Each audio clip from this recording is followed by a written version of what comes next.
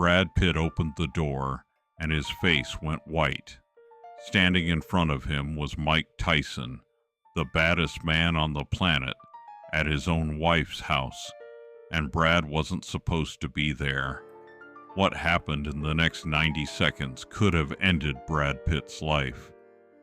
But what Mike Tyson did instead shocked everyone who heard the story, including Brad himself. This is what really happened that night, and why Brad Pitt calls it the closest I ever came to dying. Late 1989, Mike Tyson's marriage to Robin Givens was falling apart.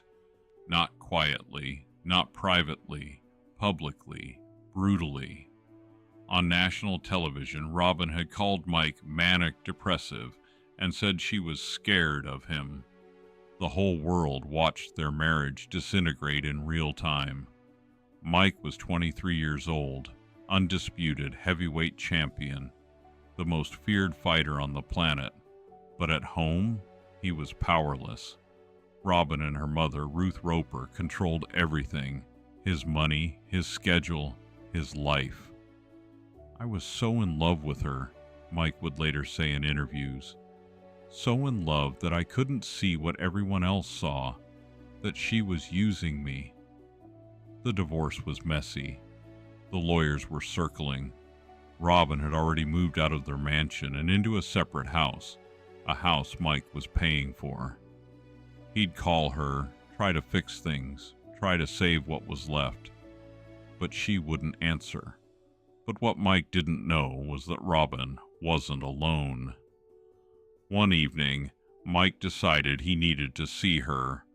No phone call, no warning. He just got in his car and drove to the house where Robin was staying. It was around 10 p.m.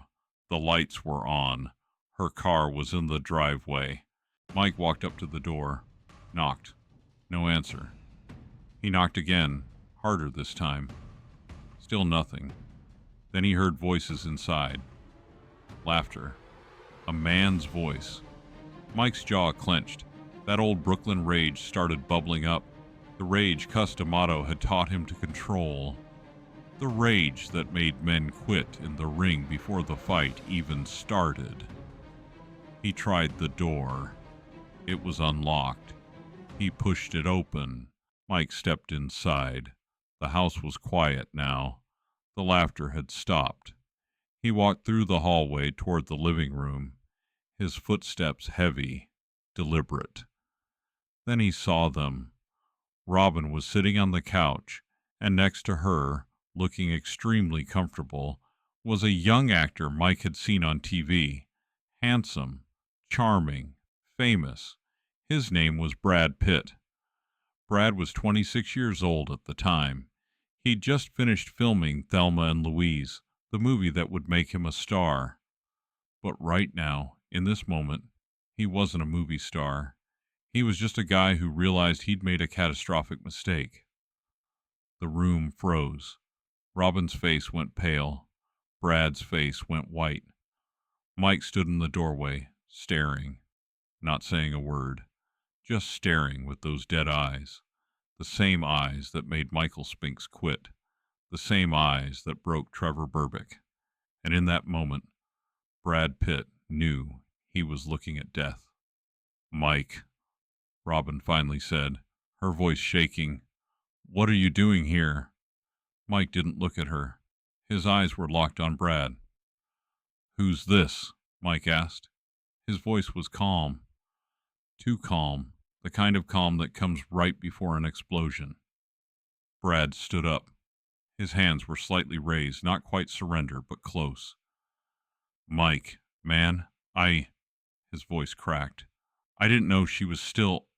I thought you guys were." "Thought we were what?" Mike interrupted, taking a step closer.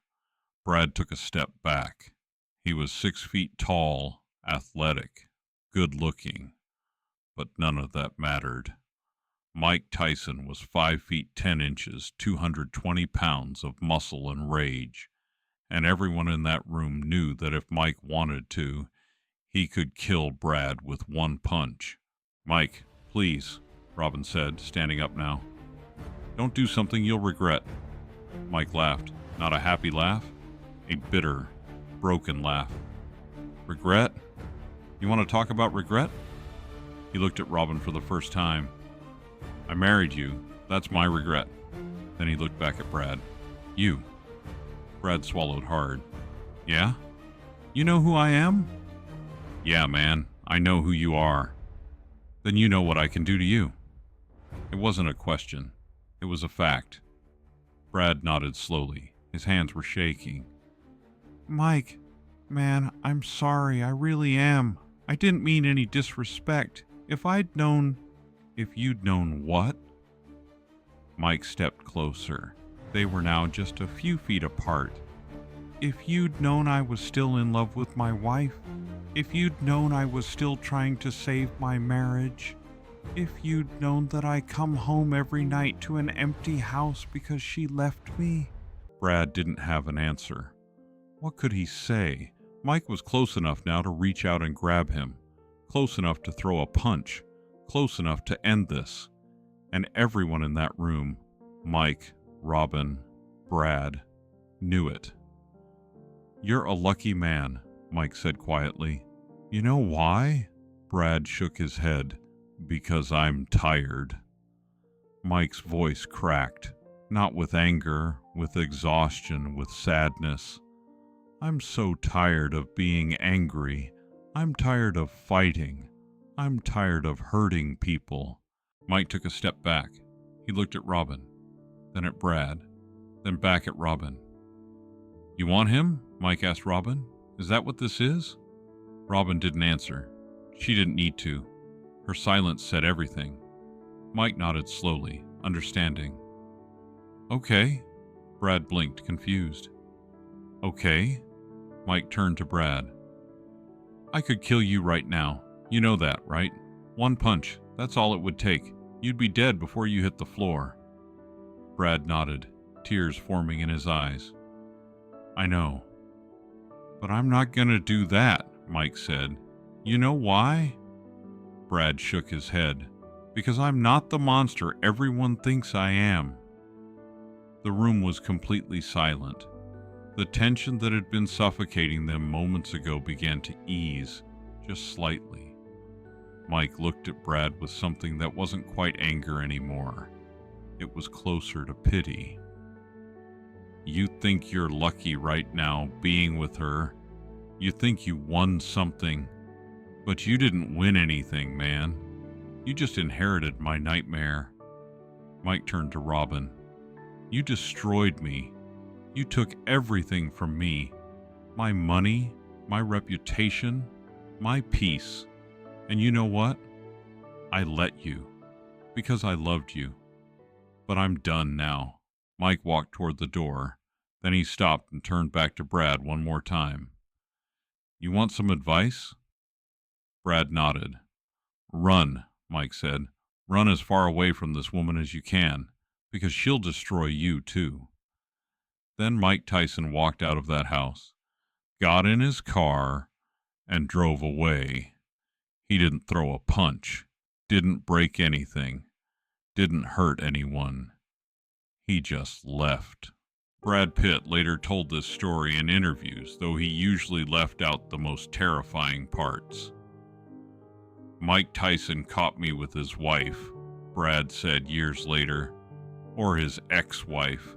I don't know what she was at that point, but I thought I was going to die. I really did. The look in his eyes, I'll never forget it. Brad and Robin didn't last. Their relationship ended shortly after that night. Brad would go on to become one of the biggest movie stars in the world. But he never forgot the night he saw death in Mike Tyson's eyes. For Mike, that night was a turning point. I could have killed that guy, Mike admitted years later. Easily, and part of me wanted to. But Cuss always taught me that real strength isn't about hurting people. It's about controlling yourself when everything in you wants to explode. That night, Mike Tyson proved something important. He wasn't the monster the media made him out to be. The world saw Mike as this violent, out-of-control savage. Robin had painted him that way on national television. The media ran with it. Everyone believed it. But the truth was more complicated. Mike Tyson had every reason to hurt Brad Pitt that night. Legal? No. But understandable? Absolutely. He'd caught another man with his wife in a house he was paying for, and he had the power to do real damage, yet he chose not to. People think I'm this monster, Mike said in a later interview. And yeah, I've done things I'm not proud of, but that night I made a choice. I chose to walk away, and you know what? That was harder than any fight I've ever been in.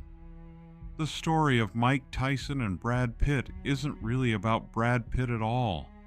It's about a moment when Mike Tyson, at his lowest point, betrayed, humiliated, heartbroken, chose humanity over violence. Brad Pitt walked away that night with his life. Mike Tyson walked away with his dignity. And Robin Givens? She walked away with nothing but the knowledge that she'd destroyed a man who truly loved her. Years later, Mike and Brad would cross paths at events. No hard feelings, no tension. Brad would always say, "That's the toughest guy I've ever met," and not because of his fists, because anyone can throw a punch, but it takes real strength to walk away when everything in you wants to fight. That night, Mike Tyson proved he was more than the baddest man on the planet. He proved he was a man, a hurt, broken, but ultimately good man who chose mercy over revenge. And Brad Pitt, he learned one of life's most important lessons. Some fights aren't worth having, especially when you're facing Mike Tyson.